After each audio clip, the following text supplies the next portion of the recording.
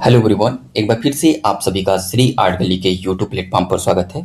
आप सभी लोगों के बीच में एक बड़ी सूचना देखने को मिल रही है उत्तर प्रदेश शिक्षा सेवा चयन आयोग के द्वारा कि जो टीजीटी की जो भर्ती चल रही है और जो आने वाली टीजीटी की भर्ती होगी उसमें क्या बदलाव देखने को मिलेगा, उसी को लेकर शिक्षा सेवा चयन आयोग के द्वारा अपनी नियमावली में संशोधन की बात कही जा रही है।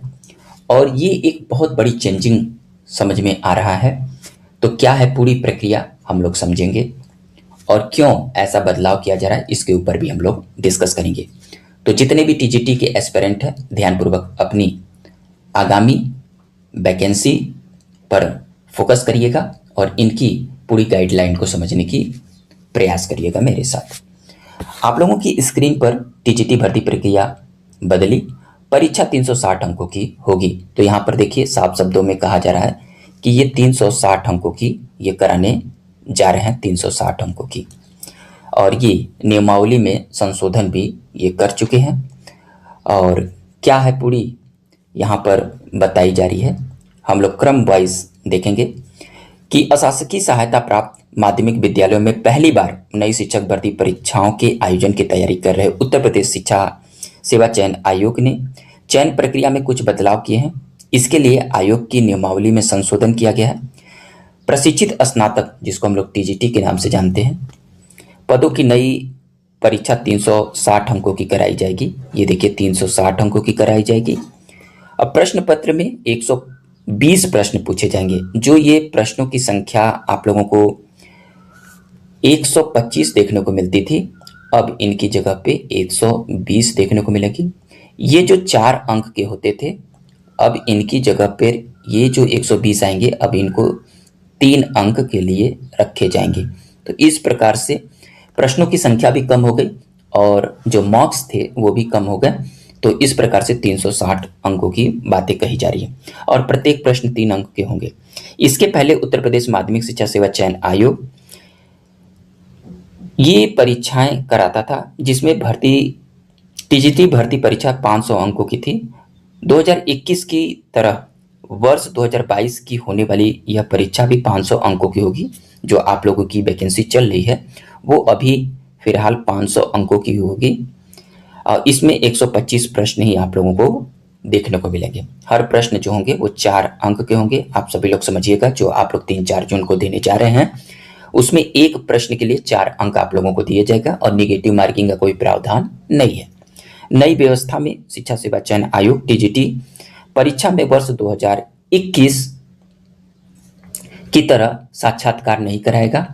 तो ध्यान दीजिएगा, केवल लिखित परीक्षा के आधार पर चयन प्रक्रिया पूरी की जाएगी।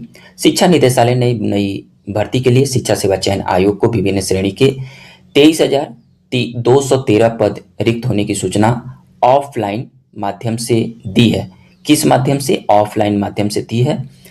इसमें टीजीटी के लिए पदों की संख्या जो बताई जा रही है 16,114 बताई है और अन्य की तरह इन रिक्त पदों का विवरण अध्याचन भी आयोग की ई अध्याचन पोर्टल पर चरणबद्ध ढंग से अपलोड किया जा रहा है।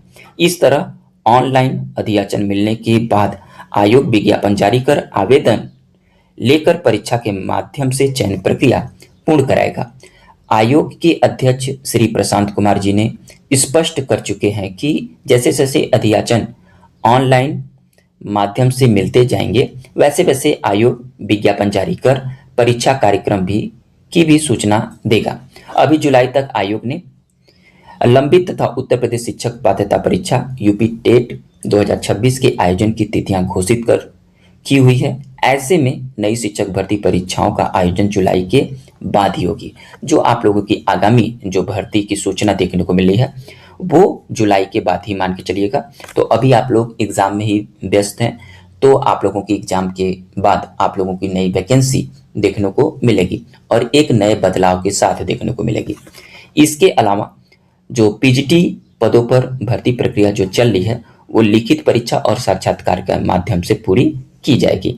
लेकिन जो टीजीटी की जो परीक्षा चल रही है, ये जो टीजीटी की परीक्षा 2022 की चल रही है, तो ये जो है आप लोगों की लिखित माध्यम से कराई जाएगी। इसमें इंटरव्यू का प्रावधान नहीं है और आने वाले समय में भी आप लोगों की लिखित माध्यम से ही ये परीक्षा होने की पूरी संभावनाएं हैं, ये आप लोग समझ सकते हैं। तो ये टीजीटी में बदलाव की ओर शिक्षा सेवा चयन का इशारा है, तो आप लोग इसको समझिएगा और अपनी कंटिन्यू तैयारी में लगे रहिए। जो भी कोई भी अपडेट होगा मैं आप सभी लोगों के सामने प्रस्तुत होऊंगा और आप सभी लोग ध्यानपूर्वक अपनी तैयारी को कंटिन्यू करते रहिए। थैंक यू दोस्तों।